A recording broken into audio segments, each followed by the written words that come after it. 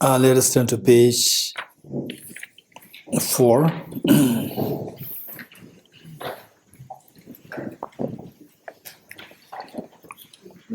I go for refuge until I'm enlightened to the Buddha, the Dharma, the Sangha. By my accumulations through the practice of giving and so forth, may I become a Buddha to benefit all sentient beings. I go for refuge until I'm enlightened to the Buddha, the Dharma, the Sangha. By my accumulations through the practice of giving and so forth, may I become a Buddha to benefit all sentient beings. I go for refuge until I'm enlightened to the Buddha, the Dharma, the Sangha. By my accumulations through the practice of giving and so forth, may I become a Buddha to benefit all sentient beings. The next page, the mantra. Om ye dharma hetu prabhavam hetum tesham dathagato yavatat tesham jayo nirodha evam vati mahashramanaye svaha.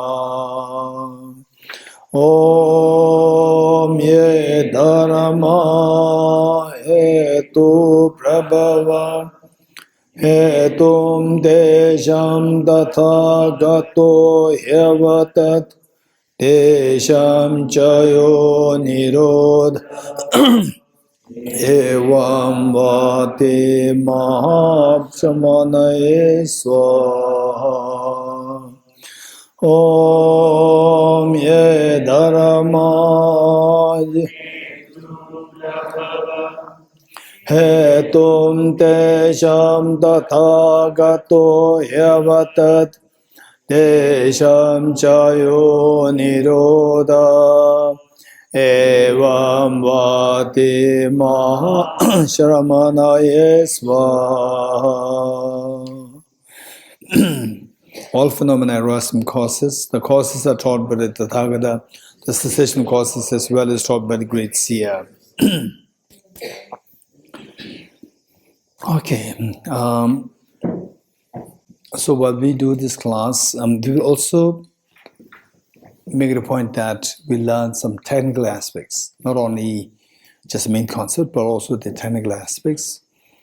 Technical aspects like, for example, the Buddha nature that we're talking about. Buddha nature, which means that we all have the capacity to become the full awakened being ourselves. And this is how we can benefit the other beings and be of greatest benefit to yourself, for yourself and for others. So this potential that we have, this is of two kinds. This Buddha nature is of two kinds. One is known as natural Buddha nature, and other is known as proliferating Buddha nature. Natural Buddha nature and proliferating Buddha nature. So these the eternal things also we have to learn. Otherwise, I'll be happy to just give you the main concepts, and technicalities I can skip. Natural Buddha nature and the proliferating Buddha nature.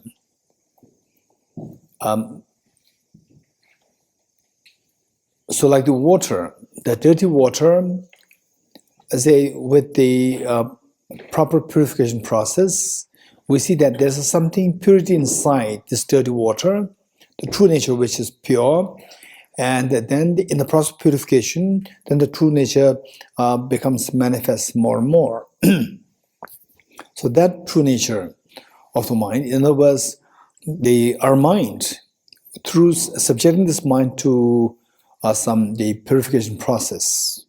Purification, of course, when I say the purification, many people may think that, okay, yeah, I do purification process, that's good enough. No, that's not the meaning that I'm referring to. I'll say actually, how to remove metal dirt, and in a very holistic way. So for this, the impure mind, what is a proliferating Buddha nature? Impure mind that we have in general, impure mind that we have. So this mind, if we subject this to a proper process, this impure mind will become purer, purer, and purer, and eventually become the fully enlightened mind. So this impure mind that we have is known as the proliferating Buddha nature. It proliferates.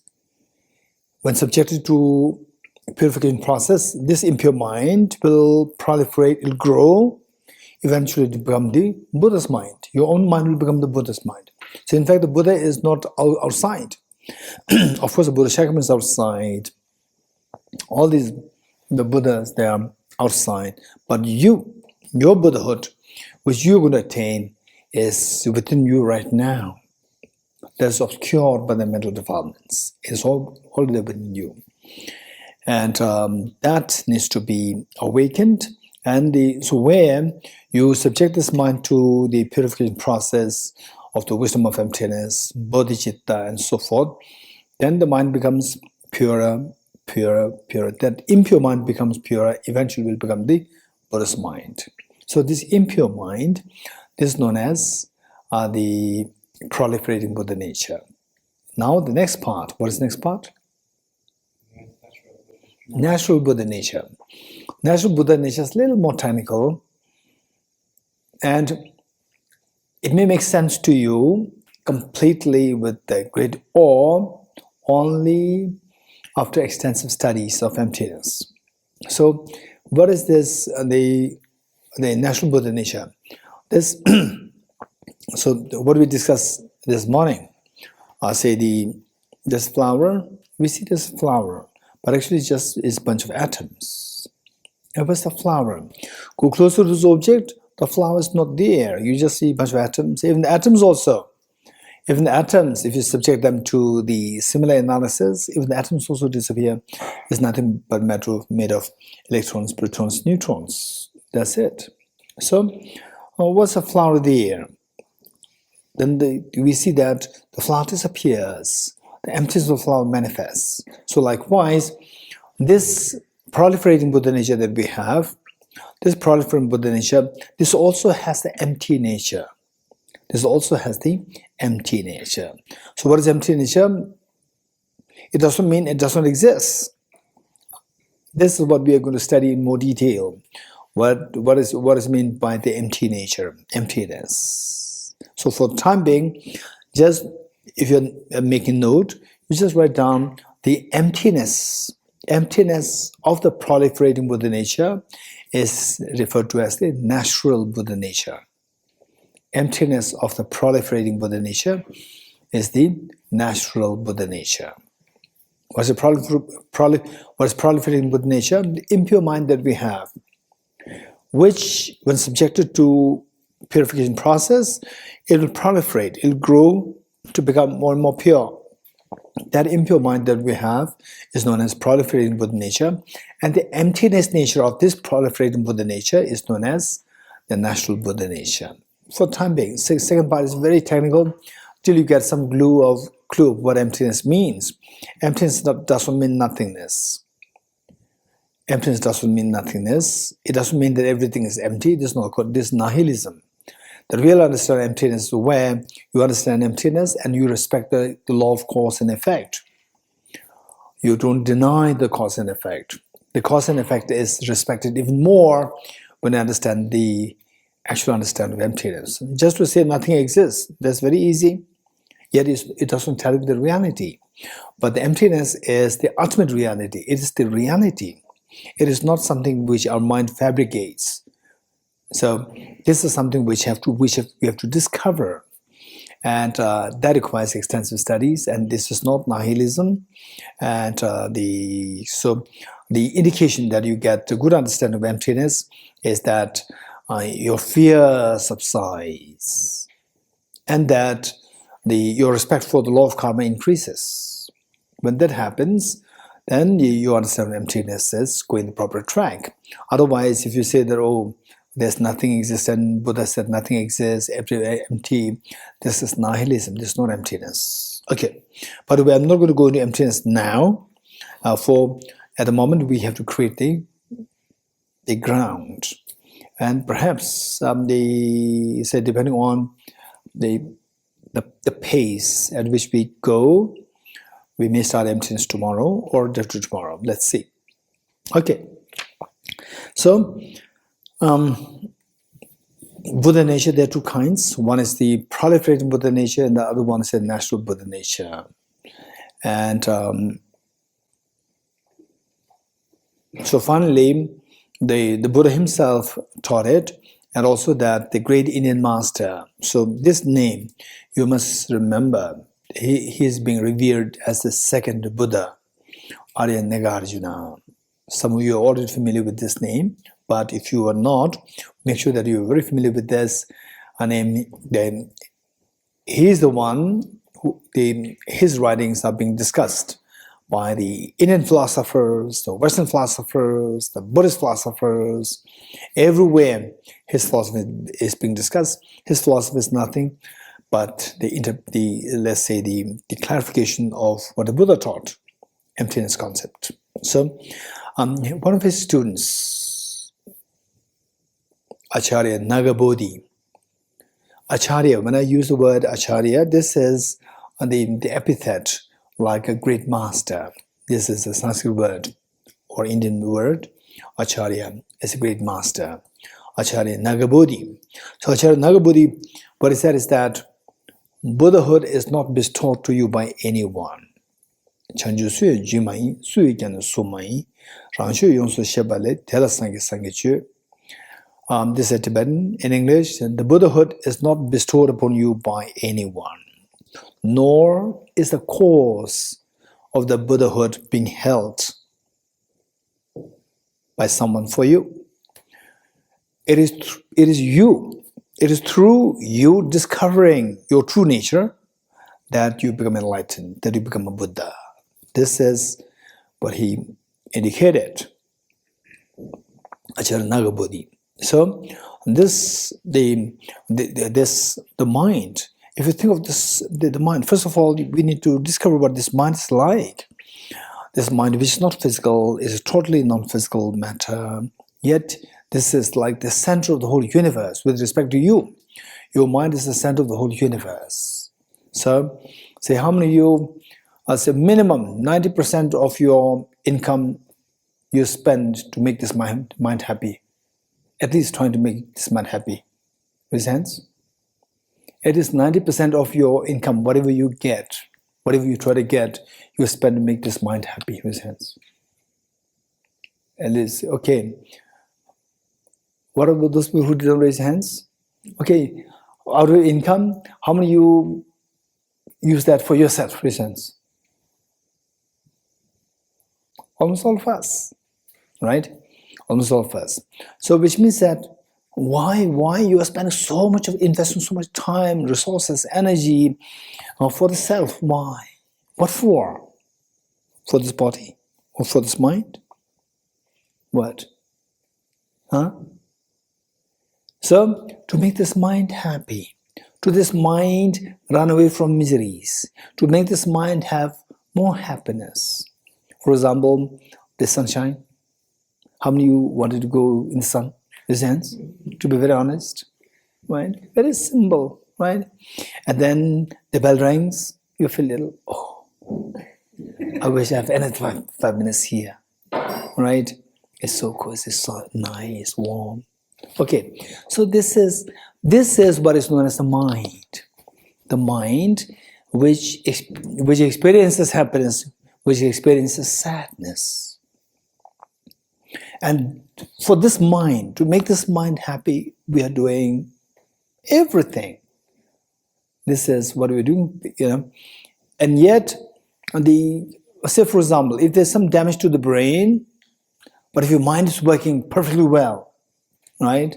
So where the cognitive part of the brain which is otherwise, okay, I'm just hypothetically speaking, if there's some part of the brain which otherwise is for the cognitive thought process, or the emotional, the part of the brain, let's say the amygdala, if that is damaged, totally damaged, but you emotionally you are so perfectly well, it doesn't matter whether it's damaged or not to the brain, it doesn't matter.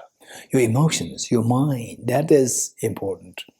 Say, because of which the doctors, medical doctors, their approach is, two different approaches are there. Is there any doctors, with sense? Medical doctors? Okay, no one. So one is invasive treatment, and the other one is non-invasive treatment. Invasive treatment meaning that, They scan your body and you feel perfectly well, but they see something in you, and then they will say, okay, this must be fixed now. So they aggressively they will remove the part. Where some doctors said, no, until you have a major problem. So this is something which will be there, don't worry.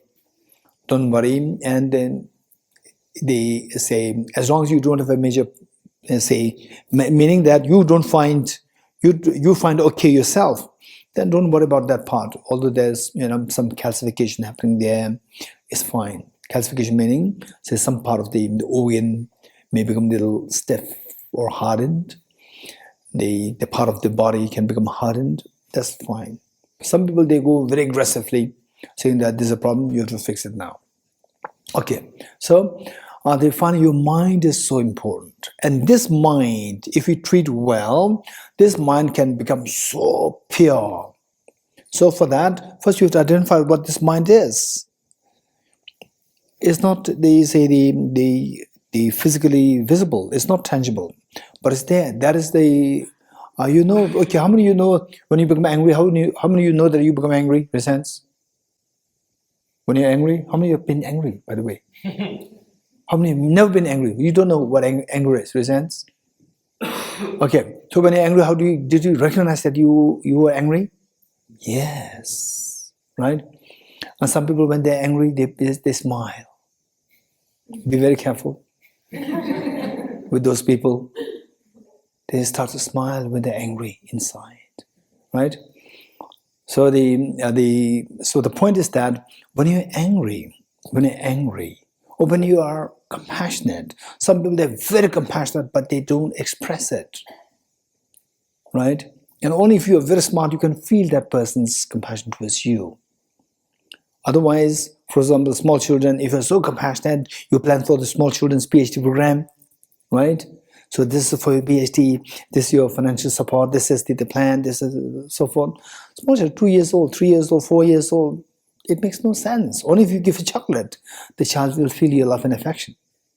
Whereas if you make a mega, the project for your life career, the child will not feel it. So if you're smart, you can feel somebody else's compassion, although the person may not express it. Okay, so then that mind is what each one of us, we have first-hand experience of what this mind is. Now the nature of this mind and the mind, these are different. The mind, you have to experience. The nature of the mind, what is this mind like? Then you have no clue. You have no clue. What is it like? It's not tangible. We look at it, you don't find it. But you're actually experiencing every day, you're experiencing it. Okay. So we will learn how to observe this mind. You learn how to observe this mind. Once you observe this mind, once you identify this mind a little bit, then you come to know that this mind can improve. Where initially maybe a little selfish, and with selfishness you are unhappy, and the selfishness disappears, practice compassion, you become a happier person. And initially it is full of ignorance, and then you learn more about emptiness, you learn more about all these realities. For example, Charles Darwin's evolutionary theory, how the human beings evolved, how the organisms came into existence 4 billion years ago, the first unicellular organism 4 billion years ago, and then with the physics, how the universe came into being 15 billion years ago. You learn about all these things. They say in time, it's 15 billion years ago. And the organisms, 4 billion years ago, when the water came into existence on this planet Earth, after the solar system came out of the Milky Way galaxy. So you learn more, then your ignorance is removed. As the ignorance is removed, your confidence builds up, and you become more and more fearless. For example, say if you are an average physics professor, average, not too smart, average physics professor, and suddenly your university vice chancellor tells you that, hey, tomorrow we have 1,000 students, PhD students from all over the world coming to a university, and you have to give a lecture to them. Are you happy or not happy? 1,000 top students, PhD students from physics, PhD students from all over the world, they're coming to our university and you have to give lecture tomorrow. Are you happy? Not happy? You're scared, right? You're scared because the future Nobel laureates are here, right? And you're average, you know that you're an average physics professor. Then you go to Albert Einstein, right? Would reply, my vice chancellor asked me to give a lecture. I'm a little, nervous. Would you please, take my place? Do you think he'll be scared? No, he'll be not scared. So he may not be happy also. He's totally fearless because this is the area he is so expert at. So he's fearless, but it doesn't mean that he's so happy. You're getting it? So fearlessness is there, but the joy may not be there. But who are you? You want the fearlessness or you want the joy? Hey, tell me. Both. You're getting it? We want both. So for this, they say this, if you observe this mind has this treasure of the fearlessness and the infinite happiness. Both are there within your mind. So our job is just to make it manifest. How to make it manifest? Remove the dirt, the gold mixed with the mud. How to make the gold manifest? Remove the mud. To remove the mud of the mind, okay, let's say, let me give an example. Let's say that in fact, one of the challenges in my life since my childhood is that say sometimes, I don't know what the mug manufacturers, what they do, they do put the stickers at the base of the mug sometimes, right? The stickers, the company logo. And you remove it, and then what is that? The glue. The glue gets stuck there, right? It's so difficult to remove it. So when this mug is in mud, how do I clean this up? Just put it under water, and the mud is gone completely. So then I try to do the same thing with the glue under the water. It doesn't go away. What's the problem? Why the glue is not going? Why this mug where the company put this the logo sticker, you remove it and the very strong glue is there. And earlier I used to clean up the mug with the mud under the water and it becomes very clean. But this time it's not becoming clean. Why? Anyone? Yes. It's a different substance. You have to use a different tool. Yes. The stain is different. Stain is different. Just simply because the earlier stain was removed by the water doesn't mean that all the stains are the same. Stains are different. So therefore, to remove this glue, you have to know the nature of the glue, nature of the stain. You getting it? So likewise, our mind, to remove the mental dirt, mental mud, you have to know the nature of the mental mud. Without knowing the mental mud, you cannot apply any remedy. Right? Apply the water, the glue will never go away. Glue may become even stronger. Right? So therefore, we have to know the nature of the mental defilement. So, to remove the mental dirt, you have to know the nature of the mental defilements. And these mental defilements are with your mind. You have to know the nature of the mind also. Right? Nature of the mind also. The true nature of the mind is so pure. So pure. But they say at the moment, how is the mind? Is so pure or not? Our mind, not really pure. Right? So it creates, it goes after easy things. It always tries to run away from difficult things. Yes? Yes, no? You agree? So this is a beautiful thing which I learned very recently. I'm very fond. I'm just so fascinated by this person who said it. The interviewer, the person who was quoting this, she was saying that it was what? The father of the nation of one country. The Rishad Sheikh or something. And he was interviewed. Right? So look at our mind, how mind behaves. he was interviewed and said, the interviewer asked him, what do you see? What do you see of the future of your nation? And he did not give a direct reply. He said that my grandfather rode a camel. My father rode a camel. And I'm riding Mercedes. My son will ride Rolls Royce. And my grandson will also ride Rolls Royce. And my great grandson will have to ride a camel again. Let me repeat it. My grandfather rode a camel. My father rode a camel. And I'm riding Mercedes. And my son will ride Rolls Royce. My grandson will ride Rolls Royce. My great grandson will again have to ride a camel. Right? And the interviewer was confused. Asked, what do you mean by this? And he replied, in difficult times produce strong men. Strong men produce easy times. Easy times produce weak men. Weak men produce difficult times. You're getting it? So are we in the way we state? We're going now, oh, there's the sun. And after 5 minutes, oh, the bell is still a little early. So we become weak. We have become weak. You're getting it? Okay. So with this, the point is that let us not be trapped by the trivialities. Let us look for a bigger meaning of life. What is that? To explore your mind. What's the true nature of your mind? And on that basis, how to discover this true nature of the mind, how to make the true nature of mind manifest by removing the mental dirt.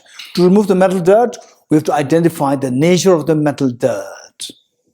Without knowing the nature of the mental dirt, you will never know how to get rid of the mental dirt. Some people, they say that, oh, don't do anything. The real Buddhism is just meditation. Think about meditation. Just meditate. Just breathing meditation, mindfulness meditation, they'll take you to Buddhahood. It's not that simple. We're going to learn the next 5-7 days how it is not simple. We have to know the true nature of these mental defilements. Or if you know the nature of the mental stains, then you will know what remedies to apply. You're getting it? Only then you can expect to remove the mental stains and your true nature becomes manifest. This is the whole idea.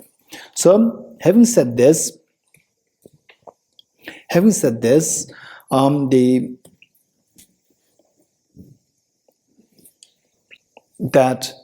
okay, let us all extend your 2 hands out. 2 hands out. Okay, do what I'm doing. Okay, we're all like small children, right? What happened? Sound of a clap came out. There's a very simple example, metaphor. Sound of a clap came out. This sound of a clap is the metaphor for all the miseries that we are going through, the fear of COVID-19, and all these domestic complications, the relationship issues, and the weather issue, cold, hot, pollution, the rain. And then my hand, when I was 7 years old, I still remember, it's so cute. So now it's no more cute. No, the life is, it's not becoming better. Look at this hand, it's so nice. And oftentimes people say that, oh, no, what happened to me? So thus far, I never have this problem. So now I have this breathing problem. No, you are aging. Right? So thus far, you are lucky you are younger, so your body is aging. So this is reality. So we have to know the reality more holistically. In fact, I used to spend a lot of time with the young people, so I feel that I'm young. Then when I realized that I'm not too young, was that when I received the first COVID shot, COVID vaccine. I learned that with the COVID vaccine, you have what? And the what? Side effects like fever, vomiting, and so forth. And then the young people, age 20, 21, 22, they have this, reaction, very strong reaction. And then I don't know if the reaction, it's just about like 5 minutes of little heaviness in your head. And then to paracetamol is over. Then I realized that my body surrendered to the vaccine right there. The vaccine came in and then the body tried to fight for just 5 minutes and then no hope, give up. Then I realized that not that my body is strong, my body gave up. And my body is aging, right? Okay, then I realized, okay, I'm not too young. Yeah, okay. So these are the realities that we have to know. So with this, say the two hands, they are the symbolic of, okay, the two hands coming together, the sound is erupted. This sound is a metaphor for all the problems that we go through. For no reason, in the winters, when the night is long and humid, cold, right? How many feel mentally down, resent? Be very honest. Okay. So are you happy with that experience? Are you looking forward to that experience? No, that's not really pleasant. Anybody from, say Sweden? Anybody from Ireland? Or anybody from Iceland? Okay. So that we see that, so there we have low, your feeling simply dips down, feels so low, for no reason. And sometimes, even without these external factors, sometimes it happens. When I was, I think, in my teenage, and even in my 20s, once in a while, the moment you just get up from your bed, and then you just, for no reason, you feel so low, sad. Okay, how many of you had that experience at least once or twice in your life? Raise hands. Okay, so when these things happen, this is not your true nature. And of course, if some external factors, actually you met with external factors and then your mental mind is disturbed, that's a different story. You can actually identify them. Otherwise, where all these, say, mental problems are happening, these are all, we can understand them with the metaphor of the sound of a clap. And this sound of a clap should necessarily come into being by the combination of the two hands. How many agree with me? Right? Okay, let's say just one hand out. No sound. Don't clap somebody else. Okay, no sound. So these two hands are symbol. The sound of the clap is a metaphor for all the miseries that we go through. Any misery, right? Say for example, I'm a meditator, right? And then say mentally you feel, okay, no, there's no progress. Again, you feel unhappiness.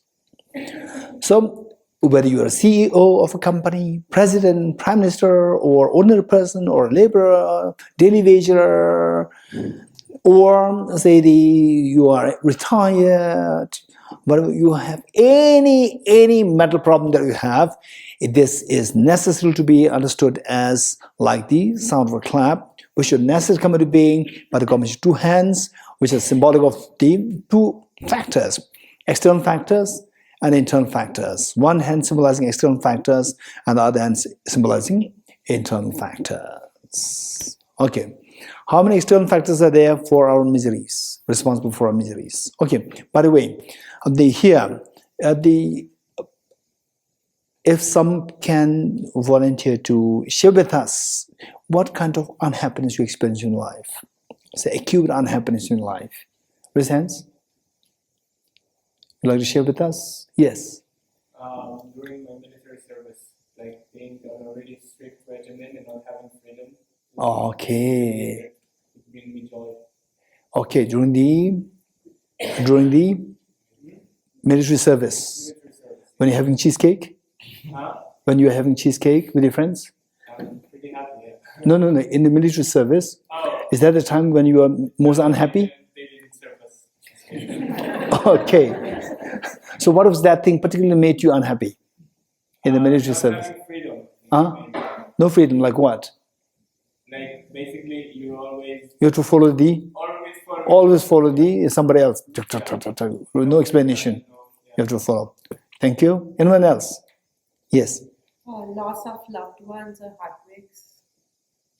Okay. You actually went through, or No, I'm just sharing. no. Your experience. Don't just pack it over there. Your name? Tenzila. Yes. Working in a corporate environment. Working in a corporate environment. And working 70, 80 hours a week. Okay, with so much deadlines. 4 years. Yeah. It was really nice. Okay. So what makes you unhappy working there? It's just this rat race. Rat race. Yeah.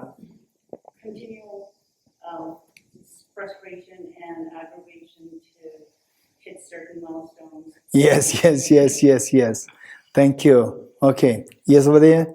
Similar environment, working for a boss who was always criticizing, never pleased them. Okay. Working with a boss who's always criticizing, who is never pleased with you. What do you do? Thank you. Anyone else? Yes. when my dog died. Oh, when your dog died. Okay. Anyone else? Yes. I had to leave most of my family as I was a child because of the political situation. Okay, because of the political situation that you have to leave your family members, you as a young child, you are separated from your family members. Okay, so the why I'm asking you to bring this is that this retreat, let's try to make it very meaningful, useful, not just pure hypothesis, pure theory. So relate the theory with your own real life. Then you will see that, okay, it makes sense.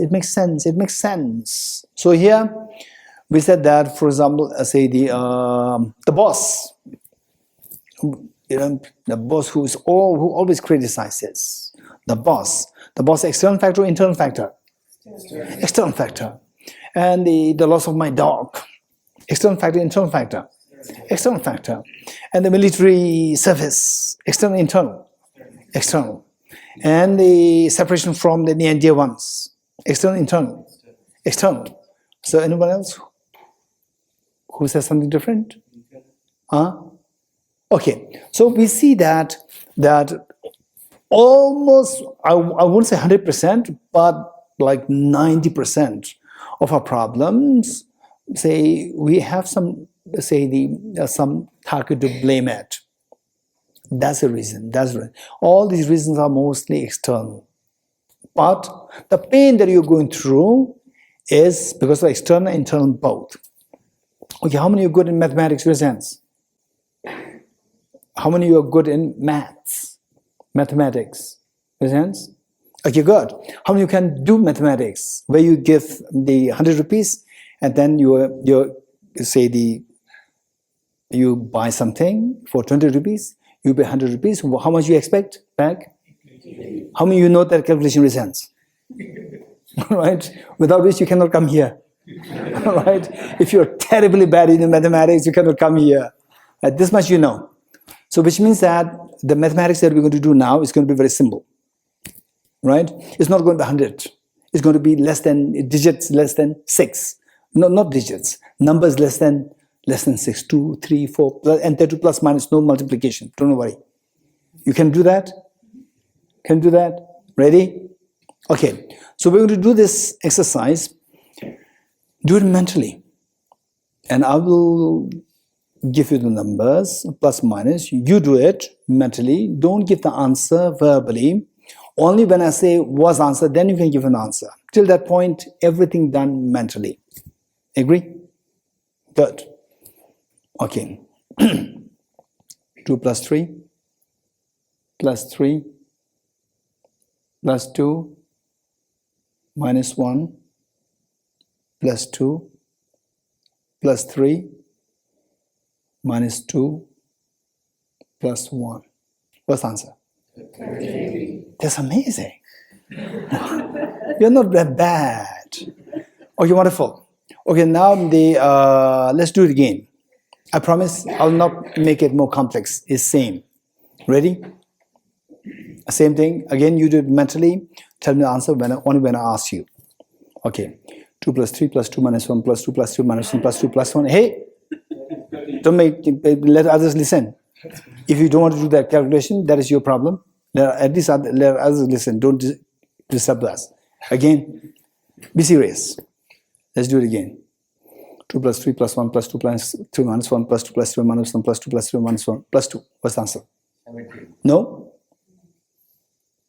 What's the answer? Why not?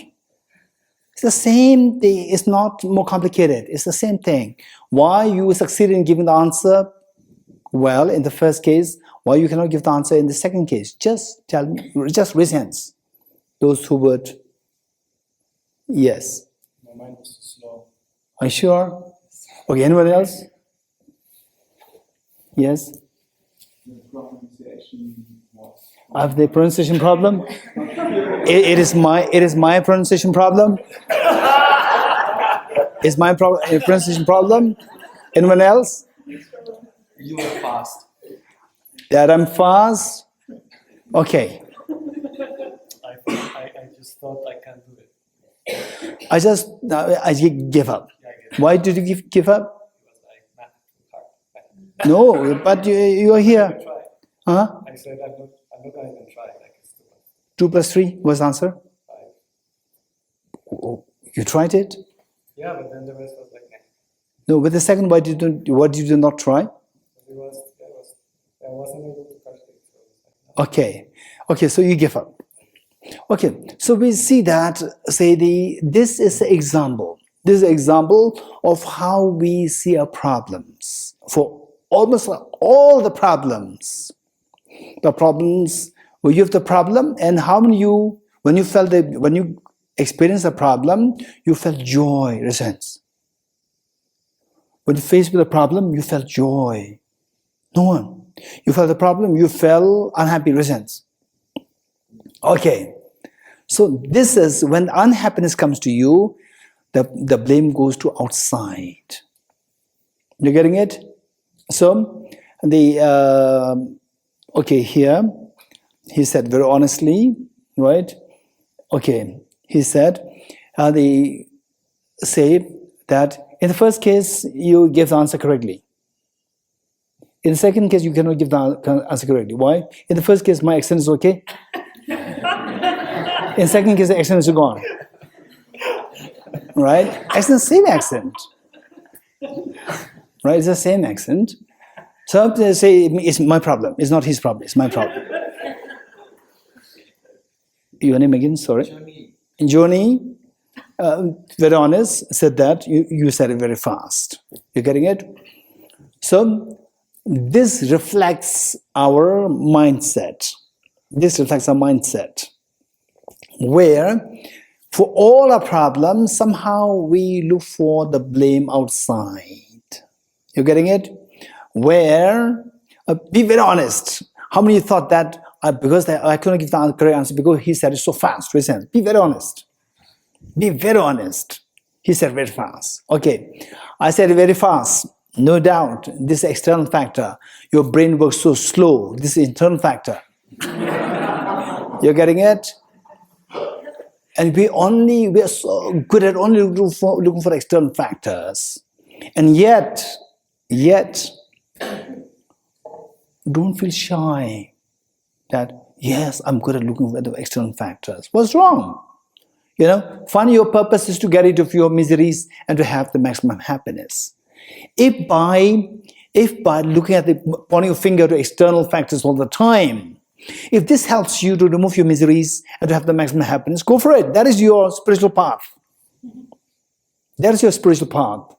But this is what we have been doing thus far. We are being so expert in this. And to succeed in your acquiring infinite happiness, fearlessness, we didn't succeed that. Which means that this is not the correct path. So now we have to look for another alternative. And the other alternative, as I said earlier, there may be another alternative. We may have to go to another place where there's some magic. No. Remember this, sound or clap. Sound or clap is the uneasiness coming in your mind. That necessarily comes into being because of the two hands. One hand symbolic of external factors, and the other hand symbolic of internal factors. And external factors, we're so good at naming the external factors, yet we did not succeed in getting the maximum happiness and the fearlessness. Now the other option is, if you want to stop the sound of the cloud, what should you do? Either remove both hands or remove one hand. Remove one hand, then no sound. Sound of the misery stops. So, of the two hands, which is more practical for you to remove? External, we did it all these many years. So those of us who are in your 20s, raise your hands, those who are in your 20s. Many of you, 20s, 30s, raise hands.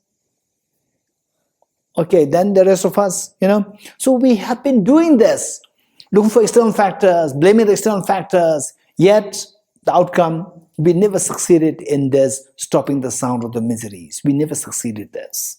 So now the other alternative, now it's time for you to look for the other alternative, to remove so that's why you try to blame this hand, which is symbolic of external factors.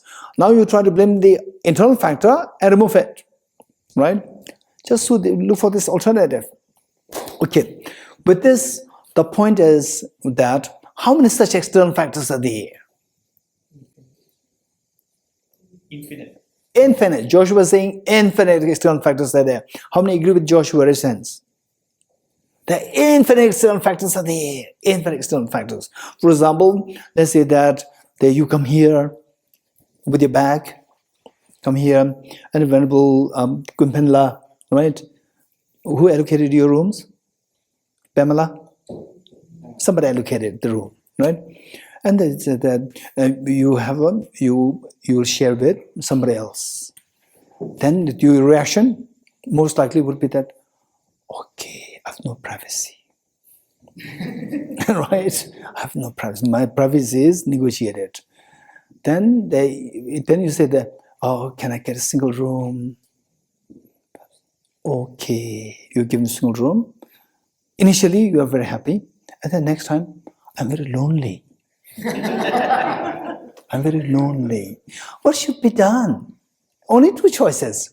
Either you should be with somebody else, or you should be by yourself. There's no third choice, right? You're by yourself, there's a problem of being lonely. You're with somebody else, you have the problem of no privacy, right? So, I say this is a problem where, say, people from Dharamsala, they crave Delhi. There's no rain. Wow, there's something so lucky. And Delhi people, rain. There's so much rain here in Dharamsala. They're so lucky, right? They're so lucky means we are not lucky. I'm not lucky. So you are unhappy all the time. Wherever you are unhappy. So what? External factors. How many such external factors? There are innumerable external factors are there. And you cannot get rid of all the external factors. Okay. So now, a wise person will look for other alternative. Of the two hands, it's very simple. Two hands. If you don't want a sound, either remove the two hands. No, it's not possible. Of the two hands, I'll realize that one hand symbolic external factors, I cannot get rid of this external factor completely. This is for sure. I'm very sure of this. How many agree with me in a sense? External factors, I cannot get rid of external factors completely. So now the only option left is to explore what the internal factor is and then see to the possibility of getting rid of the internal factors. If you want to. Oh, by the way, how many of you are serious? Serious in wanting to get rid of your miseries? Raise hands. Okay, those who are serious, raise hands. Really serious with being serious. Are you serious? If you're very serious, then you should look for what? Internal factors. You're getting it? Okay, so what I said is that if you're very serious to get rid of all the miseries, to have the maximum happiness, you have to get rid of the internal factors. What would be the next question? Anyone? How? Anyone else? What are the internal factors and how to get rid of them? This question. You're getting it? Okay. So, Let us explore.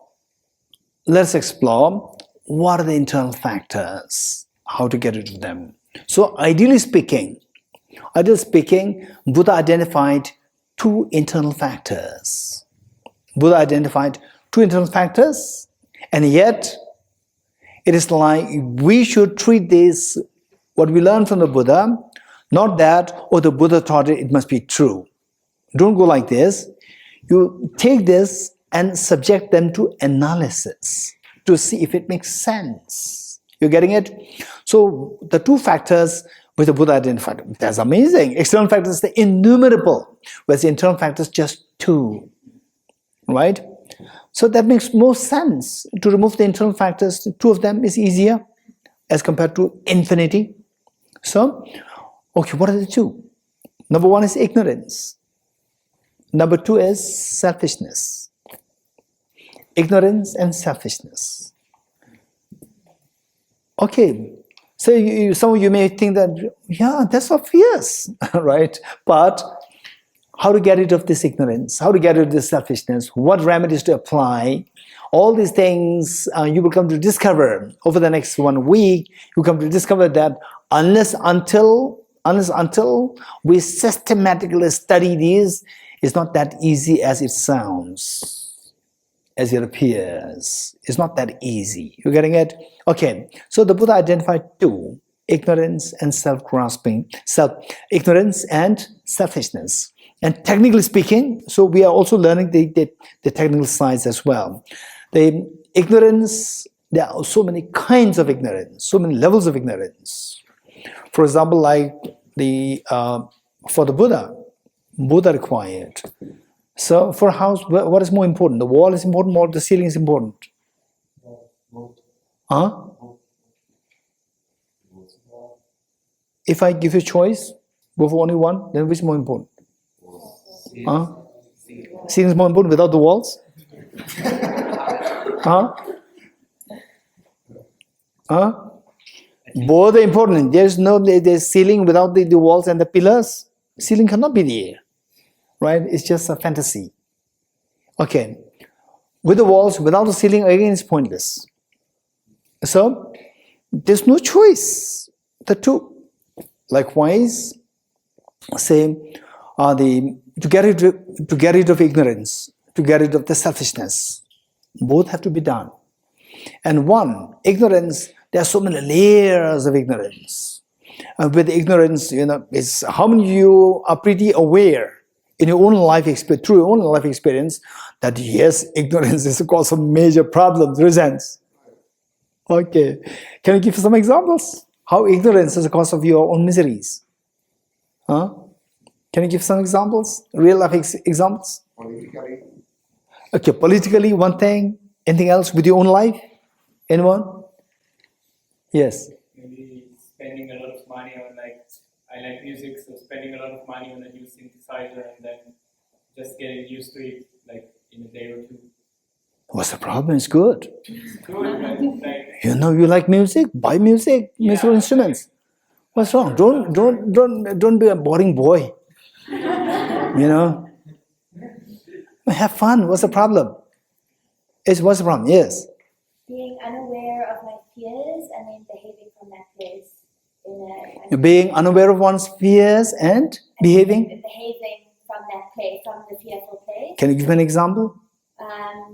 Being unkind to someone because Yeah. feel. Yeah, this is, did it really happen to you? Yes. Are you sure? Yes. That's amazing. This is not only to her, to all of us. How many of you, be very honest, how many of you sometimes being a little unkind to others, reasons?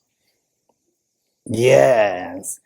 When you're being unkind to the person, what do you expect from the other person? Kindness. Other person to be kind to you, right? And then the next day, other person doesn't greet you. I said, what? He even doesn't know how to greet? He does not greet me? How can somebody greet you from the heart when you are being unkind towards that person, right? And then you feel so upset. The whole day is spoiled. This person didn't greet me. Why? You made it not to happen. Because yes, the day before you are being so unkind. Yes, this is this is totally ignorance. So we should be very careful to make sure that, so okay, how many of you know this expression? A person in a glass house should not throw stones. You're getting it? If the person throws stones, this is total out of ignorance. You're getting it? Not knowing that if I throw stones, the glass will break and I'll no house. Not knowing this. Ignorance is the cause of miseries.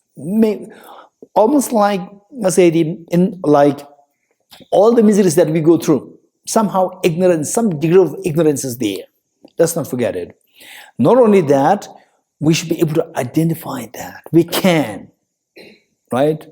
Oh, very complicated. How? For example, say for no reason, then I start to feel, for example, in the winter, long night, gloomy, cold, wet. My mind just with the pin drop silence outside, right? Sometimes we crave silence. Then we're a human being. How many of you at least have the experience, at least once in a lifetime, that everything's so silent, gloomy, wet, cold, so silent, so boring, so dull, low, presents. And suddenly you hear somebody, talking outside. Instantly, your mind uplifted. Presents.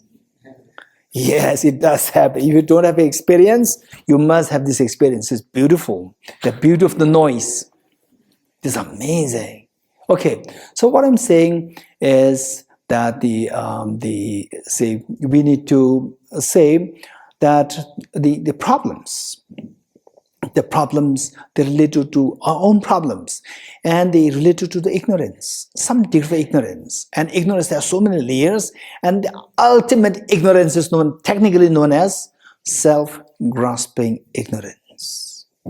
The final ignorance is technically known as self-grasping ignorance. And this is a very technical term. Don't guess what it is, right? Self-grasping, which means you may guess, most of you might have guessed, yes, of course, I grasp myself, I cherish myself too much, then problems arise. This is not the meaning. Self-grasping ignorance has a very different connotation. Is that it means something very different. It doesn't mean class is till 12:30. Okay, it's right, 12:31 now. Okay, so this technically it is known as self-grasping ignorance. And the other one is the selfish, being selfish. The selfishness, this is technically known as self-centered attitude. So these two things, we have to identify what they are, precisely identify what they are, and then apply the remedies accordingly. So this is our job. So with this, your other hand is pull down, then only one hand. Only one hand. Your sound of the misery stops, your fears dissolve, right? Then the next job is expand your circle of joy. How do you do that? Two things. One, to remove the fear, and the other to expand the circle of your happiness infinitely. Okay, a question there, gentlemen? Yes. What's your name?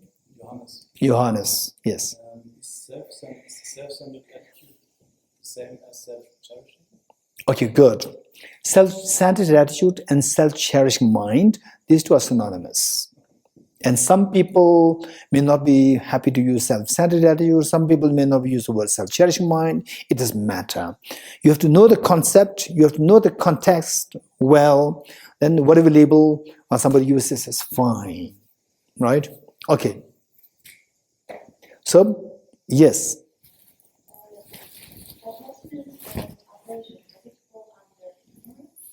Okay. This is a good question. Don't worry about it. So, as a direct answer, these are the offshoots of the ignorance. These are not ignorance per se. These are the offshoots of ignorance, which means ignorance, and the self-centered attitude, or self-cherishing mind, self-grasping ignorance, and self-centered, these two combined together, then give rise to so many, the destructive emotions like attachment, anger, jealousy, belligerence, laziness. All these things are given rise to by these two things in combination.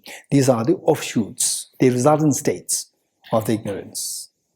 Okay, so what we learned here is that to manifest this true nature of your mind to come out fully, so that you experience the infinite happiness, fearlessness, we have to identify the metal stains, because these stains must be removed so that the gold inside comes out. So the gold will continue to glow with infinite happiness and the fearlessness at all times. For that, we have to remove the metal stains. To remove the metal stains, we have to know the nature of metal stains. You're getting it? And the nature of metal stains, as I said earlier, like the sound of true clam, external factor, internal factor, internal factor. So what is that internal factor? Precisely two. Self-grasping ignorance and self-centered attitude. And then the offshoots. There are many offshoots are there, which we're going to study in a while. In a while meaning today or tomorrow morning. So the offshoots. And how these offshoots actually create problem to us. So for example, your name? Yes. Marianne. Okay, Marianne. What did Marianne said this morning? Say a boss who always criticizes you, who is never pleased with what you do, with your work, right? So likewise, so what disturbs us, they remain in various levels, right? Say your immediate boss, and then his boss, and her boss. There are many layers. So we have to identify all of them, and then on that basis work to remove all of them. So this is our job. Okay, so we'll stop here. So if you have one or two questions, raise hands. Yes. If overcoming ignorance is based in fear, is there any rational reason to be fearful? For example, if someone is holding you up at gunpoint, or if a tiger came in this room right now. Okay, good question. His Holiness the Dalai Lama I remember during one of his public addresses, I think somewhere abroad, America, Europe, I don't remember too well. Somebody asked a question. Say the compassion. We talk about compassion all the time. But then people abuse your compassion sometimes. So how to deal with that? And His Holiness says that if a mad dog comes, don't say compassion, run away. You getting it? Okay. Don't say compassion. What do you do? Run away. With a mad dog, don't expect the mad dog will understand your compassion. Right? Run away. The mad dog will attack you. And you may also attack the mad dog. And the other people may even kill the mad dog. Instead, you run away. This is the best thing. So we have to see to situations. And also in America, the world-renowned psychologist, Professor Paul Ekman, once I was sent to him by the office of His Holiness the Dalai Lama to work on His Holiness's book, Emotional Awareness book, which is co-authored by His Holiness the Dalai Lama and Professor Paul Ekman, to see that His Holiness's voice is well reflected there. So I was sent there, and I was working with him for like 5 days in America. And all the 5 evenings, he entertained me so well. And I think the second evening, he called his psychologist friends to be with me, to have some internal discussions and so forth. And then he asked me to introduce myself, to talk a little bit about Buddhist philosophy. So I talked about how to manage the emotions, how to control the emotions of attachment, anger, and so forth. Then one lady psychologist, the way you said, one lady psychologist, raised her hand and said that, but we cannot really get rid of attachment, anger, and fear, because these are the instincts. These are, in a way, these are the evolutionary gifts to us from the evolution of the human beings, Homo sapiens, in ways that without the fear, if the tiger comes, you will not run away, and the tiger will easily mull you up, eat you up. And the attachment is required for your survival. For you to survive, you need conducive factors. If you don't have the attachment, then you will not look for the conducive factors. Without the conducive factors, you cannot survive. And anger, without anger, again, you cannot survive, because anger is one which fights back, combats with the threats. Without anger, you will not fight. And somebody who's being so nasty, and somebody who's trying to drown you into water, and so forth, give you poison and so forth, then you will not fight. If you don't fight, then you will die. So these are the emotions which are, number one, instincts. Number two, they are required for survival. Okay, this is a question raised. And whereas His Holiness the Dalai Lama, say coming from the insights, the wisdom given to us by the Buddhist Shakyamuni, that we don't really need these emotions, anger, attachment, fear, and so forth, for your survival. We can survive more effectively by skillful compassion. Not just compassion, but skillful compassion. With skillful compassion, then you know how to make you thrive, and how to make others thrive, both thrive. Whereas I'm sure you will all agree with me that with anger, you cannot really live in anger for 24 hours into 1 week, into 7 days. If you do that, you will die. Within 1 week, you will die. You cannot really keep having this anger for whole day into 7 days. It's a very corrosive emotion, and you cannot sustain that. In other words, anger consumes your immunity. Stress. With anger, there's a stress there. Stress consumes your immunity. When the immunity is gone, you can easily contract all the illnesses. You agree with me? Do you agree with me that the stress consumes your immunity? How many agree with me? Raise hands. Yeah, stress consumes your immunity. And if somebody is stressed for like whole 1 week, badly stressed, you can see that physically the person will become weaker, physically, mentally weaker. This is what happens. So the stress, it won't really help you.